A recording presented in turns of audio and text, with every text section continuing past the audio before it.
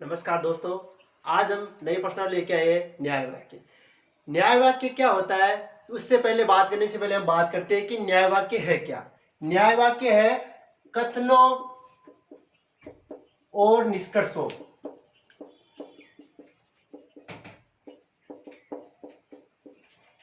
के मध्य जो संबंध होता है वही हमारा न्याय वाक्य है। आजकल जितने भी जो एग्जाम होते हैं, चाहे राजस्थान बोर्ड से संबंधित हो चाहे भारत बोर्ड से संबंधित हो, उनमें न्याय वाक्य से संबंधित क्वेश्चन पूछे जाते हैं और वो क्वेश्चन 2 या 3 क्वेश्चन हर एग्जाम में आते हैं। तो हम सबसे पहले बात करते हैं कि न्याय वाक्य होता क्या है और न्याय वाक्य से संबंधित क्वेश्चन किस प्रकार के पूछे जाते हैं। तो न्याय वाक्य होता है कथन और निष्कर्ष के मध्य जो संबंध होता है वही हमारा न्याय वाक्य होता है। अब कथन क्या होता है, सबसे पहले बात करते हैं कि कथन क्या होता है और कथन के क्या प्रकार है, उनकी बात पहले करते हैं। सबसे पहले बात करते हैं कथन। जो भी वाक्य में बताया जाता है, जो भी वाक्य में शब्द दिए जाते हैं वो हमारे कथन हो गए। और कथन के प्रकार, टाइप ऑफ स्टेटमेंट, कथनों के प्रकार।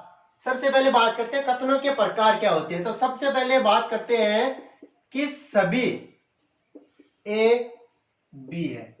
अगर कथन में यह दिया गया है कि सभी ए बी है तो हम उसका न्याय वाक्य कैसे बनाते हैं। तो अगर हमें न्याय वाक्य बनाना है तो हमें सबसे पहले आता है वेन आरेख बनाना आना चाहिए। अगर हमें वेन आरेख बनाना नहीं आता है तो हम न्याय वाक्य से संबंधित कोई भी क्वेश्चन हल नहीं कर पाते हैं। तो अगर हमें कथन में दिया गया है सभी ए बी है तो उसका वेन आरेख किस प्रकार बनाएंगे। अगर हमें दिया गया है कोई कथन तो उसमें ध्यान रखना है जो पहले वर्ड आएगा उसी के आधार पर ही वेन आरेख बनेगा। तो सबसे पहले वर्ड आया है ए, तो जो ए है, सभी ए है वो बी है, यानी कि जितने भी ए है वो बी है। जो पहले वर्ड आया है उसको पहले लिखेंगे, बाद में जो वर्ड आया है उसको बाद में लिखेंगे। अब दूसरे प्रकार के कथन होते हैं कि कोई ए बी नहीं है, कोई ए बी नहीं है। देखिए पहले जो कथन था उसमें जो पॉजिटिव दिखाया गया है, दूसरे कथन में क्या कहा गया है कि जो ए है बी नहीं है, यानी नेगेटिव दर्शाया गया है। तो उसका वेन आरेख किस प्रकार बनेगा। अगर वेन आरेख नहीं बन पाया तो हम निष्कर्ष नहीं निकाल पाएंगे। तो वेन आरेख देखिए, कोई भी ए है यानी जो पहले वर्ड आया उसका पहले वेन आरेख बनाएंगे। तो कोई ए है वो बी नहीं है, यानी इस ए से टच में बी नहीं होना चाहिए, तो बी यहां बना देते हैं। यानी कि ए और बी के बीच में कोई संबंध नहीं है, यानी कोई भी ए बी नहीं है। तीसरा, कुछ ए बी है, यानी ए और बी में कुछ का संबंध है। तो ये ए हो गया और ये हो गया बी, और इसमें जो कुछ का संबंध है ये बीच वाला, ये हो गया कुछ ए कुछ बी हो गया। चौथा कथन हो सकता है कि कुछ ए बी नहीं है।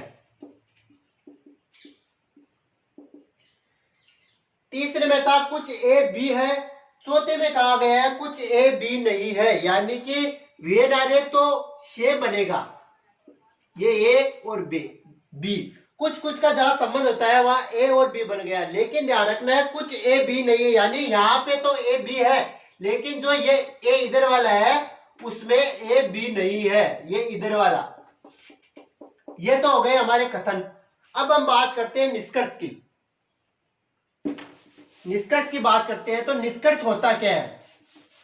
निष्कर्ष होता है कि जो सबसे उत्कृष्ट परिणाम होता है वही हमारा निष्कर्ष होता है। सबसे उत्कृष्ट परिणाम ही हमारा निष्कर्ष है। और निष्कर्ष निकालते समय कुछ बातों का ध्यान रखने की आवश्यकता होती है। जैसे सबसे पहले बात करते हैं कि जो कथन दिया गया है, 2 या 2 से अधिक कथन हो सकते हैं, उन कथनों में मध्य पद का ध्यान रखना होता है कि उन दोनों में मध्य पद है या नहीं। अगर मध्य पद है तो हमें उस मध्य पद को अलग करते हुए, यानी उस मध्य पद को ऐड नहीं करना है, उस मध्य पद को अलग करते हुए हमें निष्कर्ष निकालना होता है। दूसरा नियम कहता है कि अगर एक कथन नकारात्मक हो तो निष्कर्ष भी नकारात्मक होगा, अगर एक कथन नकारात्मक हो तो निष्कर्ष भी नकारात्मक होगा। तीसरा बिंदु कहता है कि अगर दोनों कथन नकारात्मक हो,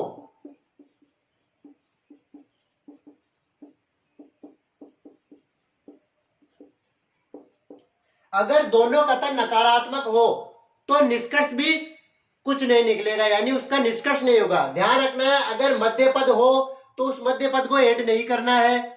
अगर एक कथन नकारात्मक हो तो निष्कर्ष भी नकारात्मक होगा, निष्कर्ष भी नकारात्मक होगा। अगर दोनों कथन नकारात्मक हो तो उसका कोई निष्कर्ष नहीं होगा। ये तो बात हो गई कथन और निष्कर्ष। कथन क्या होती है, निष्कर्ष क्या होते हैं, उसके क्या प्रकार है, किस प्रकार के कथन होते हैं, किस प्रकार के निष्कर्ष होते हैं। लेकिन परीक्षा की दृष्टि से किस प्रकार के कथन पूछे जाते हैं, किस प्रकार के निष्कर्ष पूछे जाते हैं, उनकी बात करते हैं। पहले कथन में बात करते हैं कि कथन को हमेशा 100% सही मानना होता है, 100% करेक्ट मानेंगे। अगर हमें बोल दिया गया है कि सभी आम केले हैं, कोई कथन दिया गया है कि सभी आम केले हैं, तो सभी आम केले थोड़े हो सकते हैं, कोई भी आम केला नहीं हो सकता। लेकिन अगर हमें कथन में दिया गया है कि सभी आम केले हैं तो हमें यही मानना है कि सभी आम केले हैं, चाहे कथन में कुछ भी कहा गया हो, हमें यही मानना है कि वो 100% करेक्ट है। दूसरी बात का ध्यान रखना है, दूसरी बात का यह ध्यान रखना है कि कथन से आधारित व्यवहारिक बनते हैं। जब भी कथन से आधारित व्यवहारिक बनते हैं तो व्यवहारिक दो प्रकार के बन सकते हैं, एक तो मुख्य आरेख, दूसरा होता है संभावित आरेख।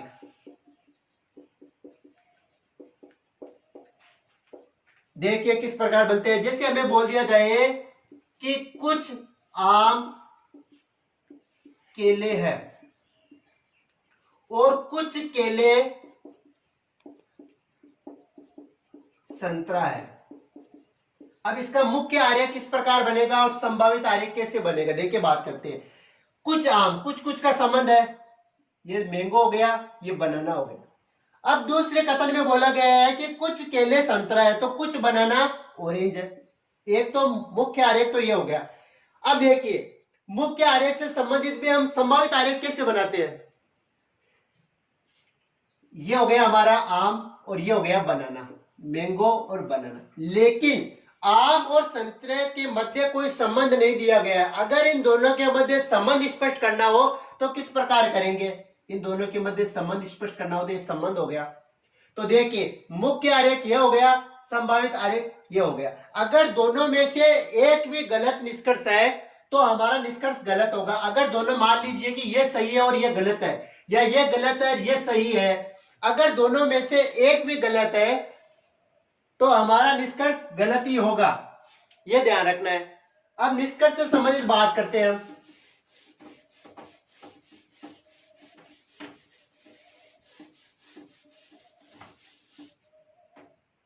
अब निष्कर्ष से यह तो कथन की बात हो गई। अब निष्कर्ष से संबंधित बात करते हैं। निष्कर्ष निकालते समय हमें यह बात का ध्यान रखना होता है कि जो व्यवहारिक बनाया गया है, मान लीजिए कि यह व्यवहारिक है, यह व्यवहारिक है। अब इस व्यवहारिक में जब अंदर से बाहर जाते हैं, अंदर से बाहर जाते हैं तो दो प्रकार के व्यवहारिक बनते हैं हमारे। एक तो बनता है सभी के साथ और एक बनता है कुछ के साथ। जब अंदर से बाहर जाते हैं तो सभी आता है। अंदर से बाहर जाने पर, पहला है अंदर से बाहर जाने पर,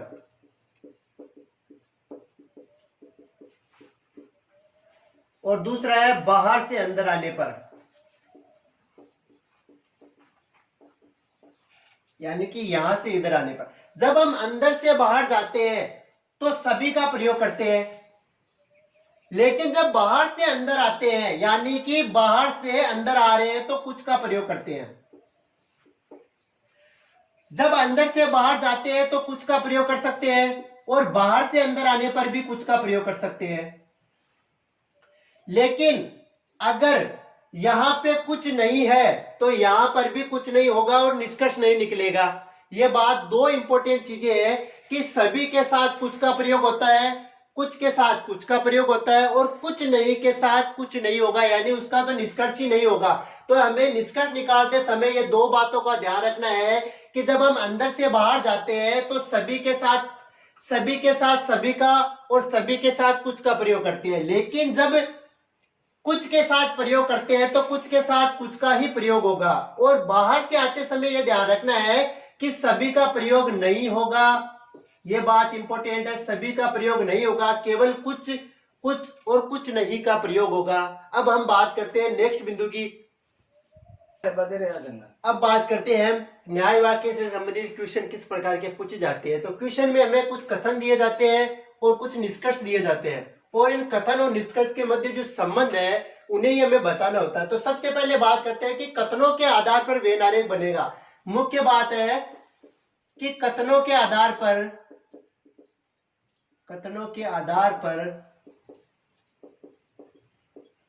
वेन आरेख बनेगा, और वेन आरेख के जो नियम है वो आपको पिछली कक्षा में बता दिए गए हैं। अब हम बात करते हैं कि वेन आरेख किस प्रकार बनेगा। सबसे पहले बात करते हैं पहले कथन की, सभी कुत्ते चूहे हैं, यानी सभी का कंडीशन लग रहा है। तो जो पहला वर्ड होगा वही सबसे पहले वेन आरेख में आएगा। तो सबसे पहले कुत्ते, और जितने भी कुत्ते हैं वो सभी चूहे, तो सभी का डायग्राम बन गया, ये हो गए चूहे। पहला कथन कंप्लीट हो गया। दूसरे कथन की बात करते हैं कि जितने भी चूहे हैं वो कोए हैं, यानी कि पहले किसकी बात की गई है, चूहों की।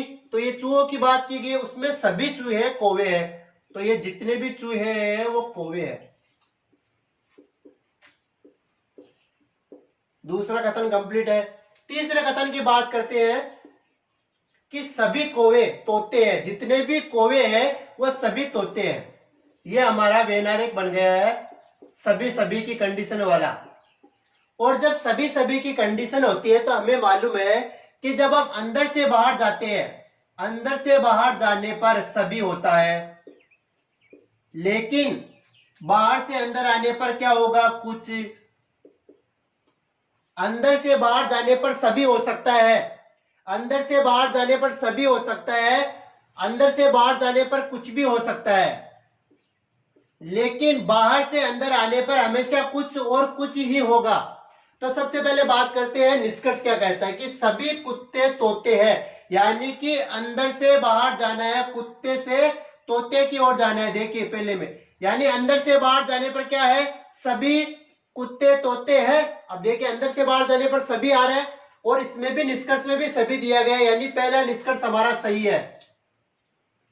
अंदर से बाहर जाने पर ध्यान रखना है, सभी और कुछ दोनों आ सकते हैं, लेकिन बाहर से अंदर आने पर केवल और केवल कुछ आएगा।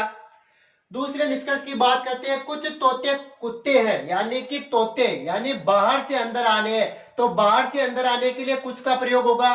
तो हमें दिया गया है कुछ तोते कुत्ते हैं, यानी ये भी सही हो गया। फिर वो तीसरे में बोला गया है कुछ कौवे कुत्ते हैं। ये देखिए यहां से अंदर आना है, कौवे से कुत्ते की ओर आना है, अंदर आना है, इस ओर आना है हमें। तो बाहर से अंदर आने पर भी कुछ होगा, और कुछ के साथ कुछ कौवे के साथ कुत्ते, यानी ये भी सही हो गया। चौथे निष्कर्ष की बात करते हैं, सभी चूहे कुत्ते हैं। अब देखिए यहां से सभी चूहे कुत्ते यहां से अंदर आ रहे हैं, लेकिन बाहर से अंदर आने पर कुछ का ही प्रयोग होता है, सभी का प्रयोग नहीं होता है। तो यहाँ पे सभी का प्रयोग कर लिया, इसका मतलब ये गलत है। तो ये कथन है, इसमें केवल पहला दूसरा तीसरा निष्कर्ष ही अनुसरण करता है, चौथा निष्कर्ष अनुसरण नहीं करता है। दोस्तों एक बात और ध्यान रखने की है कि जब भी निष्कर्ष निकालते हैं, निष्कर्ष निकालते समय एक बात और ध्यान रखना है कि जो निष्कर्ष अनुसरण करेगा उसमें सभी और कुछ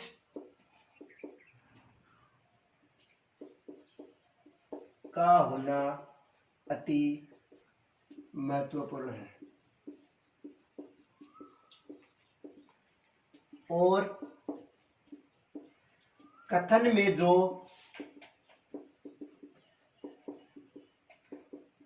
शब्द पहले आएगा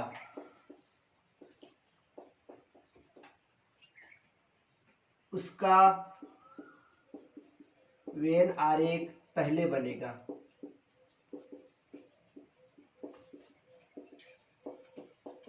लेकिन इसका एक अपवाद है दोस्तों। इसका अपवाद क्या है कि हमें दे दिया जाए सभी ए बी है, तो हम क्या करेंगे, जो पहले आया है उसका वेन आरेख पहले बना देंगे। लेकिन अगर सभी और कुछ की जगह हमें यहां केवल दे दिया जाए, केवल ए बी है, तो उसका वेन आरेख कैसे बनेंगे? तो उसमें ध्यान रखना है कि जो पहले वर्ड आता है उसको पहले नहीं लिखना है, उसको बाद में लिखना है, यानी बी और ए। केवल ये अपवाद है इसका, निष्कर्ष का केवल एक ही अपवाद है, वो है कि अगर निष्कर्ष में या कथन में केवल का प्रयोग कर दिया जाए तो हमें पहला जो वर्ड आता है उसको बाद में लिखना है और जो बाद में वर्ड आता है उसको पहले लिखना है। अब हम बात करते हैं नेक्स्ट क्वेश्चन की। नेक्स्ट क्वेश्चन है, कथन दिए गए हैं, दो कथन दिए गए हैं और दो निष्कर्ष दिए गए हैं। तो हमें ध्यान रखना है कि कथन दो प्रकार से हो सकते हैं। एक तो हो सकता है सकारात्मक और एक हो सकता है नकारात्मक। यानी जो कथन सकारात्मक है वो नकारात्मक नहीं हो सकता और नकारात्मक है तो वो सकारात्मक नहीं हो सकता। तो सबसे पहले बात करते हैं कथन की। तो कथन के आधार पर वेन आरेख बनाएंगे। तो वेन आरेख किस प्रकार बनेगा? कंडीशन दी गई है कुछ के साथ, तो कुछ केमिकल ऑर्गेनिक है, तो वेन आरेख बनाते समय कुछ के लिए कुछ की कंडीशन हो गई, कुछ केमिकल ऑर्गेनिक और सभी ऑर्गेनिक उर्वरक है, यानी जितने भी जो ऑर्गेनिक है वो सभी उर्वरक है। अब यहां देखने की बात है कि केमिकल और ऑर्गेनिक के साथ तो संबंध है, ऑर्गेनिक और उर्वरक के साथ भी संबंध है, लेकिन केमिकल के साथ और उर्वरक के साथ संबंध नहीं बताया गया है। लेकिन वेन आरेख से पता चल रहा है कि उर्वरक और केमिकल के साथ कुछ का संबंध हो गया। अब यहां पर भी ये तो हो गया मुख्य आरेख, लेकिन इसका संभावित आरेख भी बन सकता है। संभावित आरेख भी बन सकता है। कैसे बन सकता है? जैसे हमें दिया गया है ये केमिकल और ये ऑर्गेनिक, केमिकल और ऑर्गेनिक, और दिया गया है जितने भी ऑर्गेनिक है वो उर्वरक है। तो ये इसमें भी ये जो संभावित आरेख है ये भी हो सकता है, क्योंकि केमिकल और उर्वरक के बारे में कुछ नहीं कहा गया है। तो जितने भी ऑर्गेनिक है वो उर्वरक तो हो गए, लेकिन केमिकल भी हो सकते हैं। तो हमें दो वेन आरेख बन गए हैं और उनके आधार पर निष्कर्ष निकालना है। तो सबसे पहले बात करते हैं कि हमें दिया गया है कम से कम कुछ उर्वरक केमिकल है। तो ये जो कम से कम दिया गया है, चाहे कम से कम कह दो, एटलीस्ट कह दो, थोड़ा कह दो, कुछ कह दो, सॉरी कुछ तो हो गया, अल्प कह दो, ये जितने भी वर्ड होते हैं इन्हें हमें इग्नोर करना होता है। इनके आगे ये हमेशा कुछ लिखा होगा और ये कुछ से ही संबंध रखते हैं, यानी कम से कम बोल दो, एटलीस्ट बोल दो, थोड़ा बोल दो, अल्प बोल दो, ये सभी कुछ ही है, इसके अलावा कुछ नहीं है। सब आगे बात करते हैं कुछ उर्वरक केमिकल है। देखिए कुछ उर्वरक है। अब देखिए यहाँ पे अंदर से बाहर जाने पर सभी होगा, लेकिन बाहर से अंदर आने पर कुछ होगा, ये ध्यान रखना है। तो बाहर से अंदर आ रही है, देखिए कुछ उर्वरक ऑर्गेनिक है, सही है, बाहर से अंदर आने पर कुछ का ही प्रयोग करेंगे। तो यहाँ पे हो गया कुछ उर्वरक केमिकल है। दोनों मुख्य आरेख और संभावित आरेख में दोनों में बाहर से अंदर आ रहे हैं और दोनों में ही कंडीशन अप्लाई हो रही है। यहाँ पे भी सही हो रही है, यहाँ पर भी सही हो रही है। तो पहला निष्कर्ष हमारा सही हो गया। दूसरे निष्कर्ष की बात करते हैं कि सभी उर्वरक ऑर्गेनिक है। अब देखिए यहाँ पे उर्वरक से बाहर से अंदर आ रहे हैं, बाहर से अंदर आने पर कभी भी सभी का प्रयोग नहीं होता है। अब देखिए यहाँ पे तो ये गलत हो रहा है, लेकिन यहाँ पे ये सही हो रहा है, तो दोनों में से एक में गलत होने पर भी हमारा जो निष्कर्ष है वह गलत हो जाएगा। और मुख्य बात ध्यान रखनी है कि जब बाहर से अंदर आते हैं तो सभी का प्रयोग कभी नहीं होता है। अगर सभी का प्रयोग करते ही हमारा जो निष्कर्ष है वो अनुसरण नहीं करेगा, तो यहाँ पे डायरेक्ट ये रोंग हो गया। अगर यहाँ समझ में नहीं आए तो मुख्य आरेख और संभावित आरेख बनाएंगे, और दोनों में से अगर एक में गलती हो गया तो हमारा जो निष्कर्ष है वो अनुसरण नहीं करेगा। अब बात करते हैं नकारात्मक कथनों के आधार पर। नेक्स्ट क्वेश्चन की बात करते हैं कि हमें कथन दिए गए हैं कोई तोता कौवा नहीं है, यानी यहाँ पे नकारात्मक कथन आ गए। इतनी देर हम सकारात्मक कथनों की बात कर रहे हैं, अब नकारात्मक कथन आए हैं। कथन दो प्रकार के हमने पढ़ा था कि सकारात्मक और नकारात्मक। अब नकारात्मक कथन आए, नकारात्मक कथनों की चर्चा कर रहे हैं कि कोई तोता कौवा नहीं, यानी कि तोते और कौवे में कोई संबंध नहीं है, दोनों का वेन आरेख अलग अलग बनेगा। मुख्य आरेख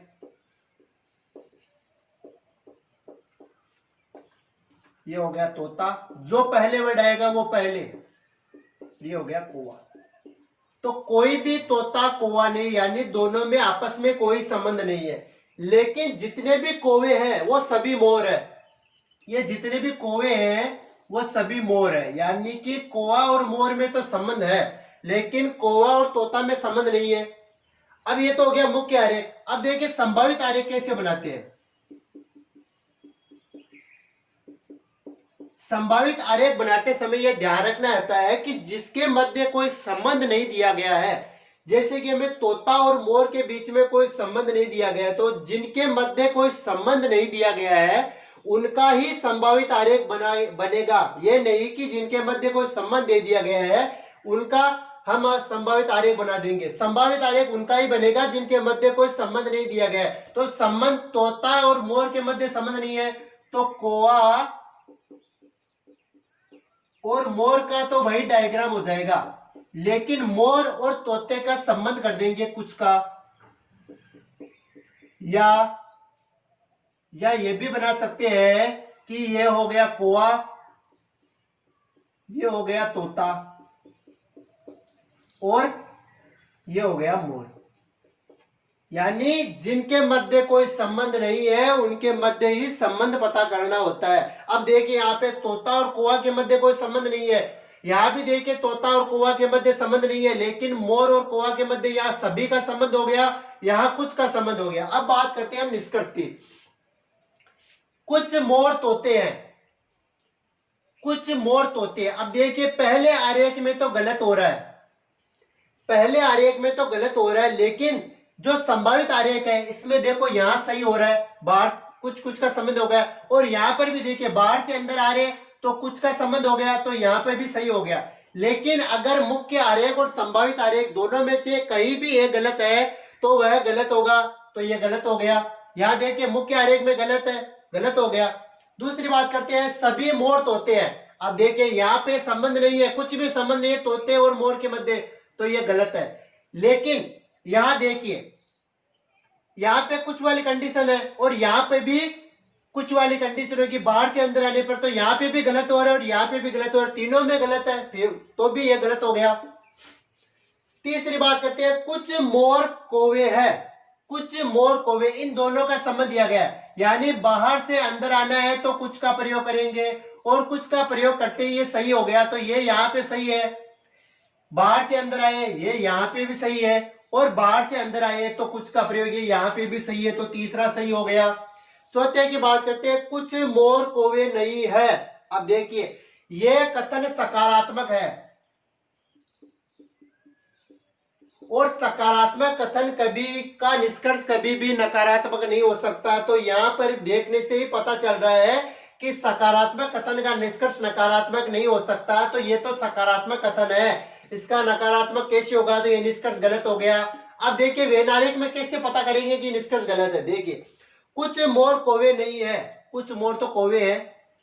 अगर इनका आरेख ये इस प्रकार होता कि ये कौवा और ये मोर, तब हम कह सकते हैं कि ये जो बाहर वाला है वेन आरेख, कुछ कौवे मोर नहीं है, कुछ मोर कौवे नहीं है, तब जाके सही होता। लेकिन जो कथन है वो सकारात्मक है तो उसका निष्कर्ष नकारात्मक हो ही नहीं सकता, तो हमारा केवल तीसरा निष्कर्ष है वो ही अनुसरण करता है। अब नेक्स्ट क्वेश्चन की बात करते हैं। नेक्स्ट क्वेश्चन की बात करते हैं जो आइदर और की कंडीशन से संबंधित होता है। आइदर और का अर्थ होता है कि या तो एक सही है या दो सही है, यानी कन्फर्म नहीं है कौन सा सही है। जहां कन्फर्म नहीं हो वहां आइदर और की कंडीशन लागू होती है। हमने पहले क्वेश्चन में बात की थी कि सकारात्मक और नकारात्मक से संबंधित बात की थी। अब बात करते हैं कि आइदर और की कंडीशन कैसी होती है। तो आइदर और की कंडीशन अप्लाई कहां होती है, पहले हमें यह ध्यान रखना होता है कि दोनों निष्कर्ष गलत होने चाहिए। दोनों निष्कर्ष गलत होने चाहिए। पहले तो दोनों निष्कर्ष गलत होने चाहिए। दोनों निष्कर्ष में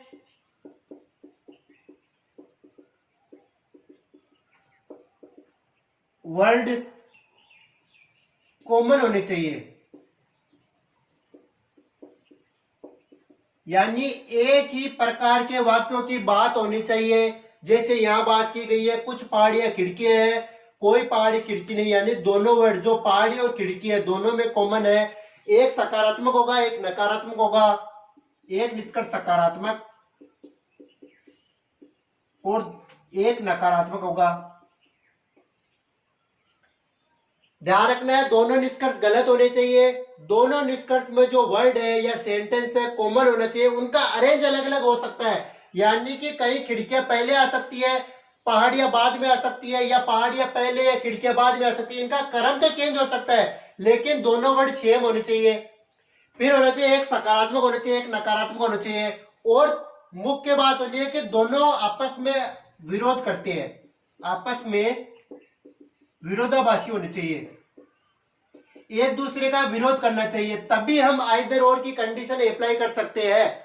ध्यान रखना है दोनों निष्कर्ष गलत होने चाहिए, दोनों निष्कर्ष में वर्ड्स कॉमन होने चाहिए, एक सकारात्मक एक नकारात्मक होना चाहिए, आपस में विरोधाभासी होना चाहिए, तभी हम आइदर और की कंडीशन अप्लाई कर सकते हैं। अगर ये चारों नियम लागू नहीं होते हैं, अप्लाई नहीं होते हैं, तो हम आइदर और की कंडीशन लागू नहीं करेंगे, वहां हम सकारात्मक और नकारात्मक की कंडीशन लागू करेंगे। तो सबसे पहले बात करते हैं कि आइदर और की कंडीशन लागू करते हुए इनके निष्कर्ष निकालते हैं कि कौन सा निष्कर्ष अनुसरण करता है कौन सा अनुसरण नहीं करता है। वेन आरेख बनाते हैं, मुख्य आरेख और संभावित आरेख। मुख्य आरेख की बात करते हैं। कुछ कथन दिया गया है सभी खिड़कियां घर है, जितनी भी खिड़कियां है ये खिड़कियां है वो क्या है घर है, ये घर हो गया। और सभी सड़कें घर है, यानी घर में ही सड़कें हैं, ये सड़कें सभी सड़कें घर है। कुछ घर पहाड़ियां हैं, यानी घर के साथ कुछ का संबंध है, कुछ घर पहाड़ियां है। ये तो हो गया हमारा मुख्य आरेख। अब देखिए हमें खिड़कियों और सड़कों के मध्य कोई संबंध नहीं दिया गया है, खिड़कियों सड़कों पहाड़ियों के मध्य भी कोई संबंध नहीं दिया गया है, तो इनके आधार पर हम संभावित आरेख बना सकते हैं। देखिए किस प्रकार बनाएंगे। खिड़कियों सड़कों के मध्य कुछ कुछ का संबंध कर देते हैं। ये तो हो गई खिड़कियां, ये हो गई सड़कें, इनके मध्य कुछ का संबंध कर दिया। और ये कुछ में हो गया सभी के साथ घर का संबंध। अब खिड़कियों और सड़कों में हम सभी का भी संबंध कर सकते हैं, एक नया वेन आरेख बन जाएगा। लेकिन संभावित आरेख हमें केवल संबंध पता करना होता है, कुछ का भी कर सकते हैं सभी का भी कर सकते हैं। अब देखिए पहाड़ियों के मध्य कुछ का संबंध भी हो सकता है और इनके साथ सभी का संबंध भी हो सकता है, लेकिन हम कुछ का ही संबंध रखते हैं। मान लीजिए कुछ का संबंध हो गया पहाड़ियों के साथ, ये संभावित आरेख है। संभावित आरेख एक भी बन सकता है, दो भी बन सकता है, तीन भी बन सकता है, लेकिन हमें ध्यान रखना है कि जितने कम वेन आरेख बनेंगे उतना ही हमारे लिए इजी होगा।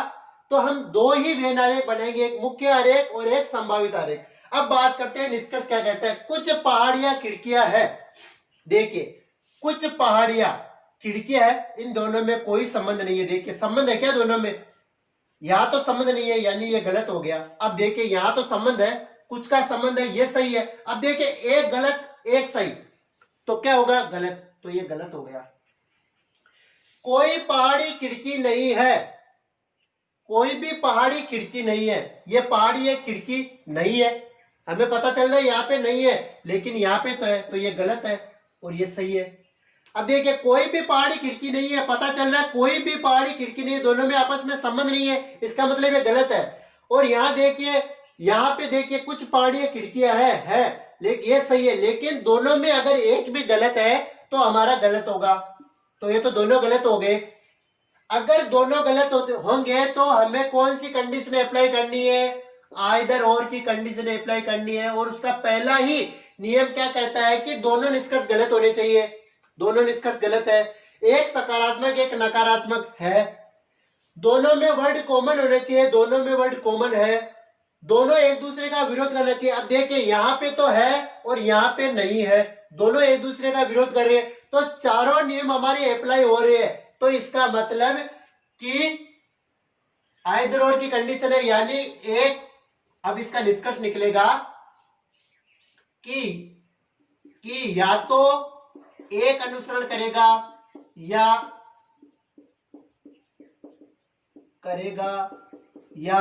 सेकंड अनुसरण करेगा। आइदर और की कंडीशन में यही ध्यान रखना है कि दो, एक पॉजिटिव है नेगेटिव होना चाहिए, दोनों में कॉमन होना चाहिए, दोनों गलत होने चाहिए, एक दूसरे का विरोध करना चाहिए। अब हम और क्वेश्चन की बात करते हैं, इसी से संबंधित क्वेश्चन की बात करेंगे। नेक्स्ट क्वेश्चन है वही हमारा आइदर और की कंडीशन पर आधारित है। बात करते हैं कथन की कि कुछ पेपर किताबें हैं, यानी कुछ कुछ का संबंध है, वेन आरेख बन गया। ये कुछ पेपर और कुछ किताबें। सबसे पहले ध्यान रखना है मुख्य आरेख बनाना है, बाद में संभावित आरेख बनाना है। ये मुख्य आरेख हो गया। कुछ पेपर किताबें हैं, कुछ कुछ का संबंध हो गया। देखिए यहाँ पे कुछ कुछ का संबंध हो गया। बाद में कहा गया है कुछ किताबें कुर्सी है, किताबों के साथ कुर्सियों का संबंध है, ये कुर्सियां, ये यहाँ पे कुछ का संबंध हो गया। बाद में बताया गया है कुछ कुर्सियां टेबल है, यानी कुर्सियों का संबंध टेबल के साथ है, कुर्सियों का संबंध टेबल के साथ है। ये तो हो गया हमारा मुख्य आरेख। अब देखिए संभावित आरेख कैसे बनाएंगे।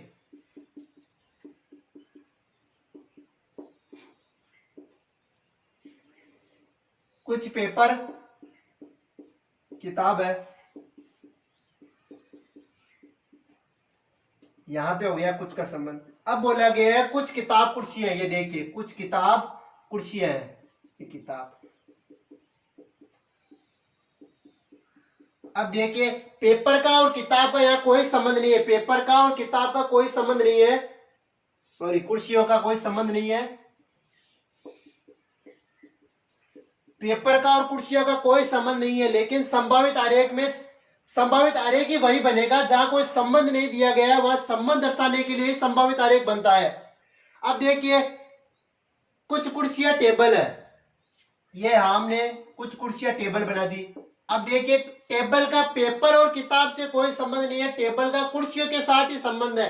लेकिन पेपर और किताब के साथ संबंध दर्शाने के लिए, देखिए यहां संबंध दर्शाने के लिए हमने टेबल को इसके साथ मिक्स कर दिया, तो ये हमारा वेन आरेख हो गया। ये तो हो गया मुख्य आरेख, ये हो गया संभावित आरेख। अब बात करते हैं निष्कर्ष की। तो आइदर और की कंडीशन कहां लागू होगी, उससे पहले ध्यान रखना है कि दोनों निष्कर्ष नकारात्मक होने चाहिए। तो सबसे पहले निष्कर्ष की बात करते हैं।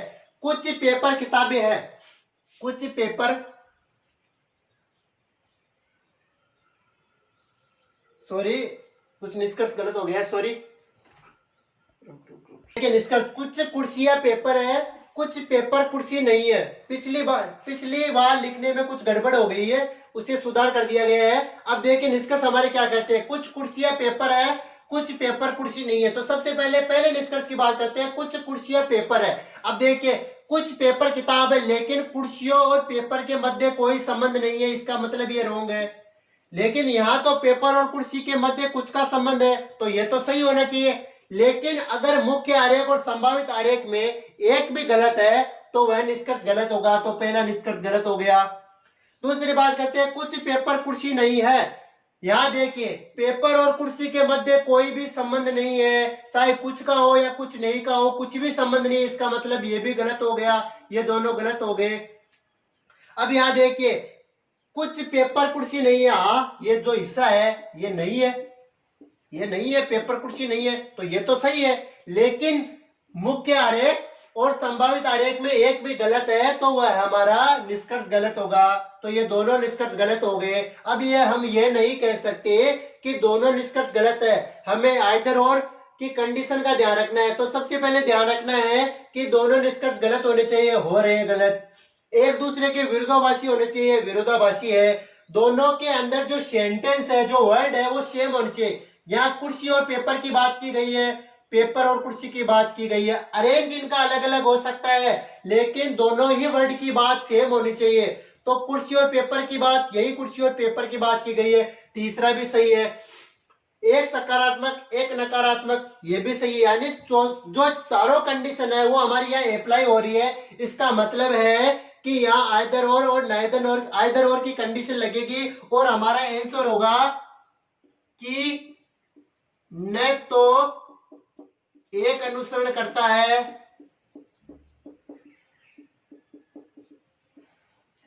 और ना ही दूसरा अनुसरण करता है। ये हो गई आज हमारी न्याय वाक्य से संबंधित क्लास हो गई है। आपको अच्छी लगे तो लाइक कीजिए, सब्सक्राइब कीजिए।